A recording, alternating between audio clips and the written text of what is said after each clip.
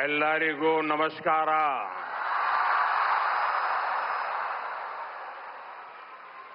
जय श्री कृष्ण. जय श्री कृष्ण. जय श्री कृष्ण. मैं अपनी बात बताना शुरू करूं उसके पहले यहां कुछ बच्चे चित्र बना के ले आए हैं. जरा एसपी जी के लोग और लोकल पुलिस के लोग मदद करें, उसको कलेक्ट कर लें. अगर आपने उसके पीछे अपना एड्रेस लिखा होगा तो मैं जरूर आपको धन्यवाद पत्र भेजूंगा. जिसके पास कुछ न कुछ है दे दीजिए, वो कलेक्ट कर लेंगे और आप फिर शांति से बैठ जाइए.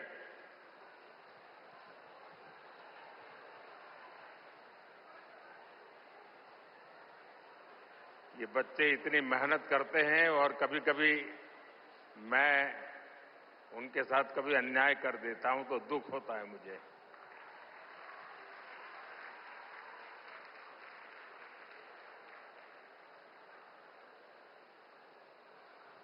जय श्री कृष्ण.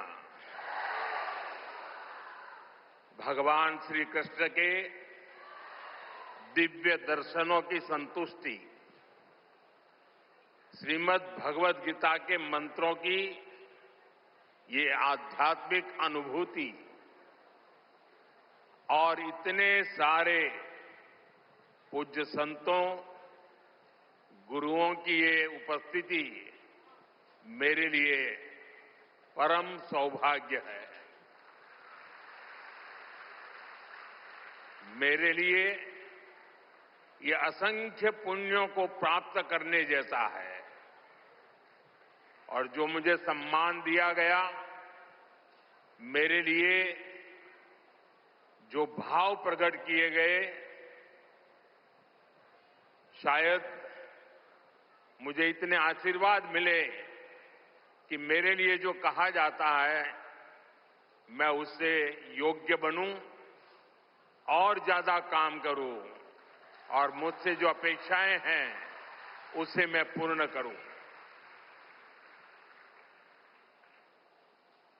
भाइयों बहनों, अभी 3 दिन पहले ही मैं गीता की धरती कुरुक्षेत्र में था. अब आज भगवान श्री कृष्ण के आशीर्वाद और जगत गुरु श्री मध्वाचार्य जी के यश की इस भूमि पर आना मेरे लिए परम संतोष का अवसर है. आज के इस अवसर पर जब 1 लाख लोगों ने एक साथ भगवद गीता के श्लोक पढ़े तो पूरे विश्व के लोगों ने भारत की सहस्त्र वर्षों की दिव्यता का साक्षात दर्शन भी किया है.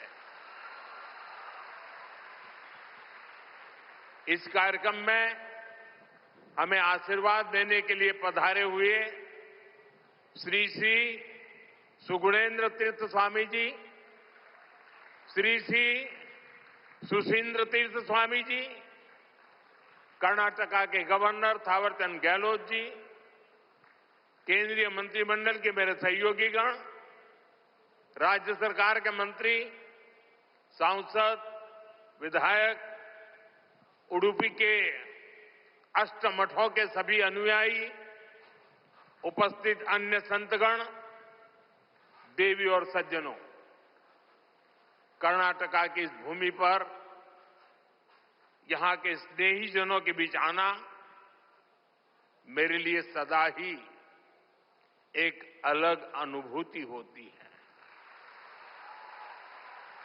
और उडुपी की धरती पर आना तो हमेशा अद्भुत होता है.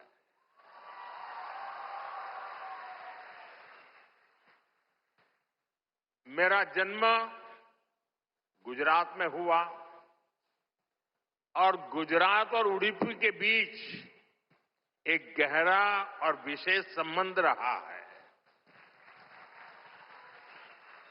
मान्यता है कि यहां स्थापित भगवान श्री कृष्ण के विग्रह की पूजा पहले द्वारका में माता रुक्मिणी करती थी। बाद में जगत गुरु श्री मध्वाचार्य जी ने इस प्रतिमा को यहां प्रस्थापित किया।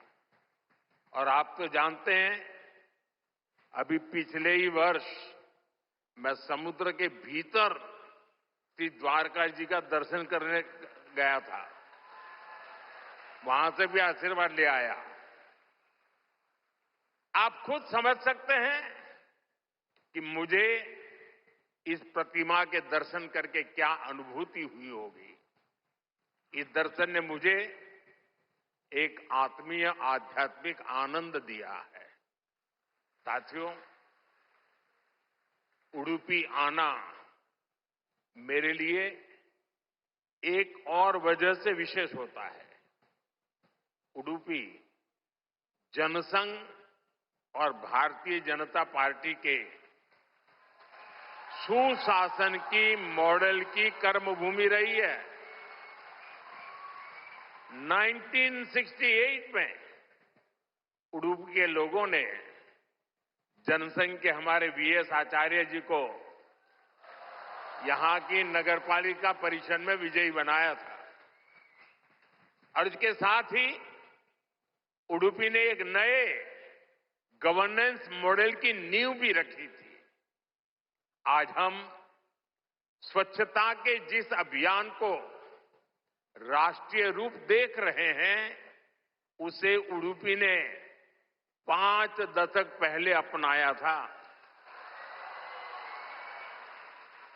जल आपूर्ति और ड्रेनेज सिस्टम का एक नया मॉडल देना हो, उडुपी ने ही 70 के दशक में इन कार्यक्रमों की शुरुआत की थी।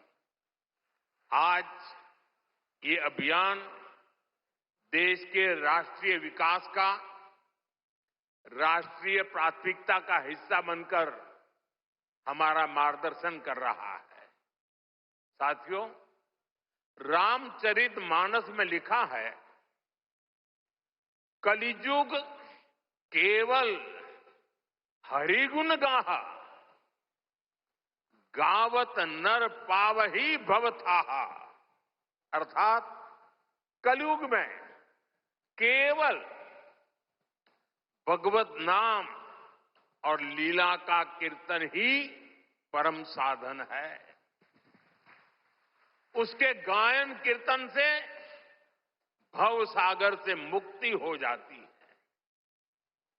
हमारे समाज में मंत्रों का, गीता के श्लोकों का पाठ तो शताब्दियों से हो रहा है, पर जब 1 लाख कंठ एक स्वर में इन श्लोकों का ऐसा उच्चारण करते हैं, जब इतने सारे लोग गीता जैसे पुण्य ग्रंथ का पाठ करते हैं, जब ऐसे दैवीय शब्द एक स्थान पर एक साथ गूंजते हैं, तो एक ऐसी ऊर्जा निकलती है जो हमारे मन को, हमारे मस्तिष्क को एक नया स्पंदन, एक नई शक्ति देती है।